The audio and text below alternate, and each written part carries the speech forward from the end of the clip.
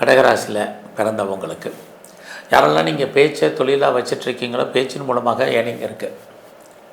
இந்த வாரத்தில் வருமானங்கள் உங்களுக்கு கூடும், பட் செலவுகளும் உங்களுக்கு அதிகரிப்பதற்கான வாரமாக இந்த வாரம் இருக்குது.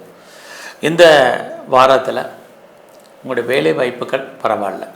ஏன்னா உங்களுடைய சர்வீஸ் தனத்தை சனி குரு பார்க்குறது, ஏதாவது ஒரு ஜாப் உங்களுக்கு இருப்பதற்கான வாய்ப்புகள் நிறையா இருக்குது. வேலையின் நிமித்தமான இடமாற்றம், ட்ரான்ஸ்ஃபர் அல்லது இன்னர் சேஞ்சஸ் அல்லது ரோல் மாறுறதுக்கான வாய்ப்பு இதுவும் இந்த வாரம் உங்களுக்கு உண்டு.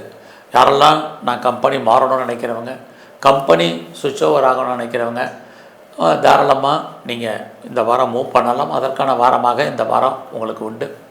உங்களுடைய மேரிட்டல் லைஃப், மன வாழ்க்கை ஓரளவுக்கு மகிழ்ச்சிகரமாக சந்தோஷகரமாக இந்த வாரம் இருப்பதற்கான வாய்ப்புகள் நிறையா உண்டு.